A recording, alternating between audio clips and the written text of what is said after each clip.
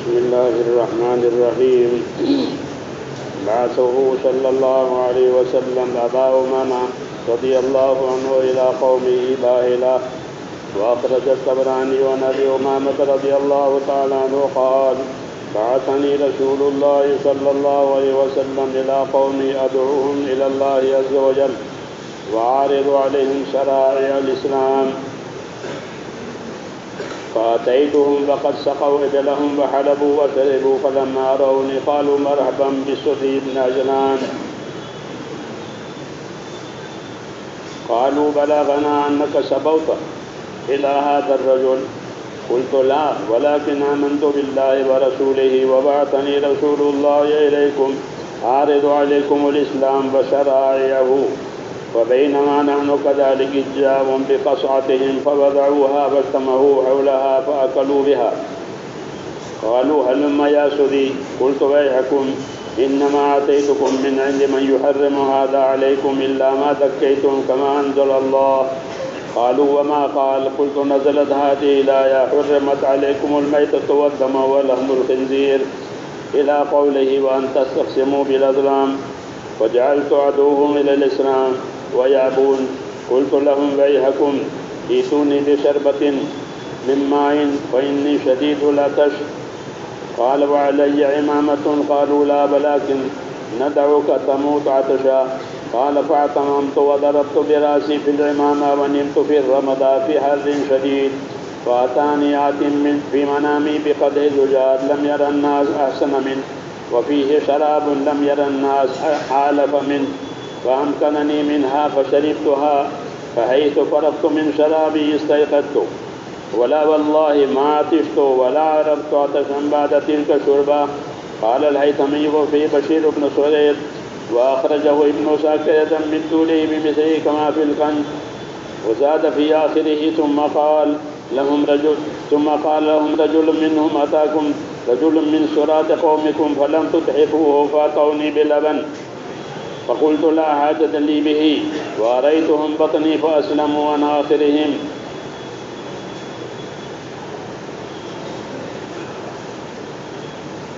رسول صلی اللہ علیہ وسلم کی دعوت کے واقعات ہیں اور دعوت کی ترتیب بھی اس میں ہے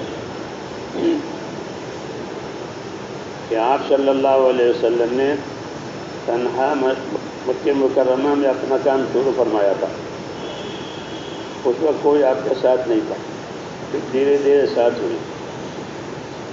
جب ساتھی ہونے لگے تو پھر ساتھیوں پر ذمہ داری ڈالی جانی طریقہ ہے. ساتھیوں پر ذمہ داری ڈالنے سے وہ کام کے بنتے ہیں، ان پر کام کھلتا ہے. جو ذمہ داری سے کام کرے گا اس پر کام کھلے گا اور اس کو کام سمجھ میں آئے گا. حضور صلی اللہ علیہ وسلم کی یہ ترتیب تھی. جب کوئی آدمی ایمان لایا اور آپ کی صحبت میں رہا تو اب اس کو تیار کرتے تھے کام کرنے کے لیے. کیوں؟ دعوت میں یہ بھی ہے کہ دعوت بھی پھیل جاوے اور دعوت لے کر چلنے والا عملہ بھی بنے، تاکہ وہ اس کو سنبھالے. ضرورت پوری ہو جائے، تقاضے پورے ہوں، عملہ بننا ضروری ہے. تو اس لیے آپ اپنے ساتھیوں کو تیار کر کے بھیجتے تھے کام کے لیے. اور اس کا طریقہ یہ ہوتا تھا کہ جو اسلام لاتا تھا اس قوم میں، اس کے قبیلے میں اس کو بھیجتے تھے. تو اپنے قوم کو بھی جانتا ہے، قبیلوں کو بھی جانتا ہے. پھر وہ جا کے اپنی محنت شروع کرتا تھا. اس میں کبھی تو اچھے حالات آتے تھے، یعنی لوگ مان لیتے تھے، قبول کر لیتے تھے، اور کبھی نہیں مانتے تھے. دونوں قسم ہوتے.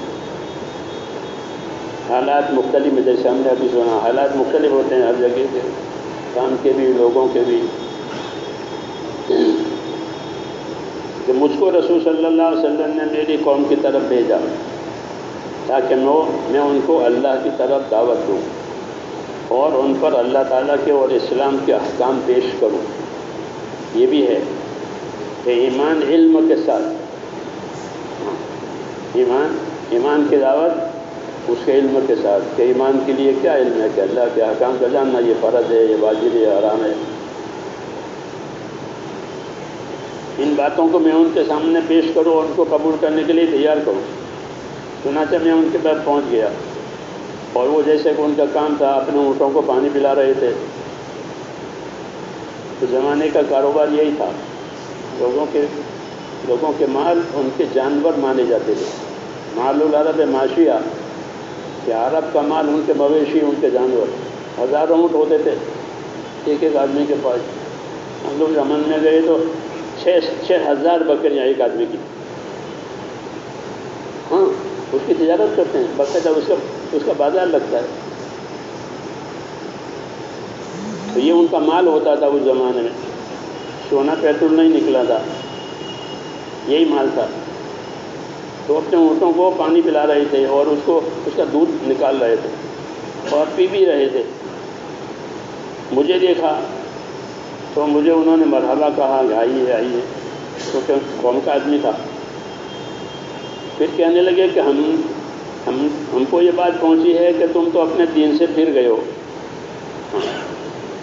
میں نے کہا، اور اس آدمی کی طرف چلے گئے ہو؟ آپ صلی اللہ علیہ وسلم نے اشارہ کیا۔ میں نے کہا نہیں، ایسا بات نہیں ہے، میں تو اللہ پر اور رسول پر ایمان لایا ہوں۔ اتنا نہیں ہوا، ایمان لانا ہوا، اور مجھ کو آپ صلی اللہ علیہ وسلم تمہارے پاس بھیجا ہے تاکہ تمہارے اوپر بھی وہ چیز پیش کروں جو میں نے قبول کی ہے۔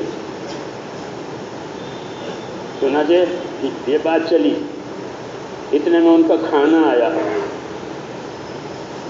ایک بڑے برتن میں، قصعہ، ایک بڑا برتن ہوتا تھا جس میں تقریباً 10 آدمی کھا سکتے تھے۔ آج بھی عربوں کے ہاں بڑے کنچے میں کھانے کا رواج ہے۔ بڑا کنچا ہوتا تھا، اس میں پوری بکری بھون کر رکھ دیتے کہ کھاؤ۔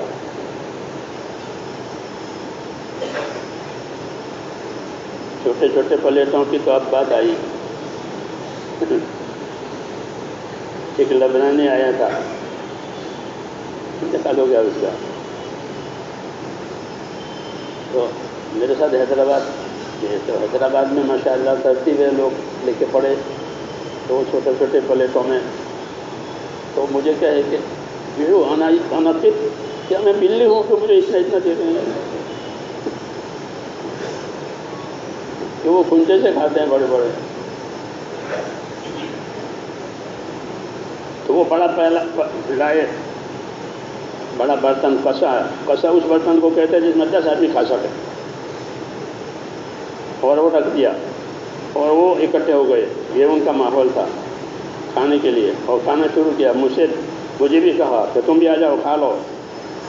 میں نے کہا اللہ تمہارا بھلا کرے، میں اس ذات کے پاس سے آیا ہوں جو ان چیزوں کو حرام بتاتے ہیں، سوائے اس کے کہ جو اللہ کے نام پر ذبح ہو۔ وہ اللہ کے نام پر ذبح نہیں کرتے تھے، وہ مردار کھاتے تھے یا بتوں کے نام پر ذبح ہوتا تھا۔ اس لیے میں اس کو نہیں کھا سکتا۔ ہاں، کوئی ذبح ہو جاوے تو وہ بات الگ ہے، اور اللہ تعالیٰ نے یہی ہدایت دی ہے، یہ کہہ کر کے سورہ مائدہ کی آیت سنائی جس میں آتا کہ یہ چیزیں جن پر اللہ کا نام نہ لیا گیا وہ مت کھاؤ۔ تو کھانے سے تو میں رک گیا، پھر میں نے اپنا کام شروع کیا۔ جیسے میں نے اپنا کام شروع کیا، ان کا انکار شروع ہو گیا۔ ہاں، کبھی انکار بھی ہوتا ہے۔ ان کا انکار شروع ہو گیا، اور انکار کے ساتھ ان کا اصرار بھی بہت کہ ہم اپنی بات چھوڑیں گے نہیں، جس کا ہاں تم جو بات لے کر آئے ہو اسے قبول نہیں کریں گے، اپنی چھوڑیں گے نہیں۔ یہ سلسلہ چلتا رہا اور میں محنت کرتا رہا۔ ایک مرتبہ محنت میں بہت پیاسا ہوا، میں نے عرض کیا کہ پانی پلاؤ۔ انہوں نے کہا پانی بھی نہیں پلائیں گے۔ ہاں، شدت، پانی نہیں پلائیں گے۔ ہاں، میں نے کہا کہ مجھے سب پیاس ہے، مجھے پانی پلاؤ۔ کہ نہیں، پانی نہیں ملے گا، پیاسا مر جا۔ یہ کہا۔ میرے سر پر عمامہ تھا، تو وہ عمامہ میں نے اپنے اوپر باندھ لیا، کیوں گرمی کا زمانہ تھا اور پیاسا بھی ہو رہا تھا، اور باندھ کر کے میں لیٹ گیا، جیسے روزہ دار لیٹ جاتا ہے پیاس کی حالت میں۔ سخت گرمی ہے. جب میں سو گیا تو مجھے نیند آ گئی، اور جب مجھے نیند آئی تو میں نے دیکھا خواب میں کہ کوئی آنے والا آدمی آیا اور اس کے پاس ایک پیالہ ہے بہت اچھا، اس میں پانی ہے بہت اچھا پانی، وہ مجھے پیش کیا. ایسا پانی میں نے دیکھا نہیں تھا،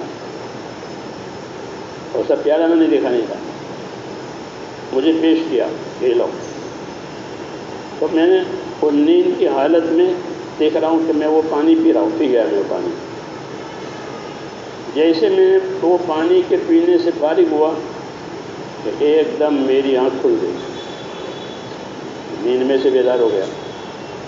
بس وہ پانی جو مجھے خواب میں پلایا گیا تھا وہ پانی تھا کہ اس کے بعد ساری زندگی میں نے پیاس کی کوئی تکلیف نہیں دیکھی. اس کو تائید کہتے ہیں، اللہ کی تائید، اللہ کی مدد. ساری زندگی کے لیے پیاس ختم ہو گئی. اللہ تعالیٰ کا اکرام ہے یہ. کام کرنے والے کے لیے، قربانی دینے والوں کے لیے لوگ توہین کرتے ہیں، اللہ اکرام کرتے ہیں. اتنے میں ایک آدمی ہمارے خاندان کا باہر گیا ہوا تھا، وہ واپس آیا. اس نے مجھے دیکھا، وہ بھی ذمہ دار تھا اپنے قوم کا. مجھے دیکھ کر میری حالت دیکھی تو انہوں نے ان کو تنبیہ کی کہ تمہاری قوم کا آدمی کوئی پرایا نہیں ہے، تم اس کے لیے یہ بھی نہیں کر سکتے ہو، پانی بھی نہیں دے سکتے ہو. تمہیں تو اس کو کھلانا پلانا چاہیے، تحفہ دینا چاہیے. یہ کہا. تو میرے پاس دودھ لے کر آئے. میں نے کہا کہ اب مجھے کسی چیز کی حاجت نہیں، نہ دودھ کی، نہ پانی کی، نہ کسی چیز کی حاجت نہیں. اور میں نے اپنا پیٹ دکھایا کہ میں سیر. اس طرح میری محنت ہوئی یہاں تک کہ آخر میں وہ لوگ اسلام لے آئے. کام پورا ہو گیا. جی ہاں، کہ جس مقصد کے لیے بھیجے گئے تھے وہ مقصد پورا ہو گیا. ایسا ہی ہوتا ہے کہ حق جو ہے دھیرے دھیرے پھیلتا ہے اور باطل جلدی پھیلتا ہے. جسے دھواں جلدی اوپر اٹھ جائے گا، چھت میں سے باہر نکل جائے گا. لیکن کوئی چیز اگنی ہے تو اس کے اگنے میں دیر لگے گی. ہاں، ایک دم اگ کر کے بڑی ہو جاوے ایسا نہیں ہوتا. ایسے حق ہے کہ وہ دھیرے دھیرے دلوں میں اگتا ہے. تو دلوں میں پہلے قرار پکڑتا ہے، پھر اگتا ہے، پھر اس کے اثرات ظاہر ہوتے ہیں. ایمان آتا ہے، خدا کا خوف آتا ہے، اعمال آتے ہیں. اس طرح ہوتا ہے دھیرے دھیرے.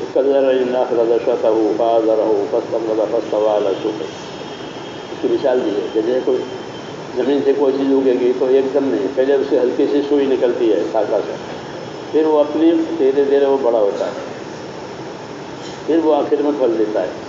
ایسا یہ بھی ہے کہ دین کہ آئے گا لوگوں کے دلوں میں اگے گا اور دھیرے دھیرے وہ اپنی جڑ پکڑے گا، پھر آدمی کام کا بن جائے گا. اللہ تعالیٰ نے توفیق عطا فرمائے. اللهم صل وسلم على سيد المرسلين وعلى آله وأصحابه أجمعين. ربنا إننا آمنا فاغفر لنا ذنوبنا وقنا عذاب النار. اللهم أقبل بقلوبنا إلى دينك وأقبل بقلوب جميع المسلمين إلى طاعتك. ربنا آتنا في الدنيا حسنة وفي الآخرة حسنة وقنا عذاب النار. وصلى الله تعالى على.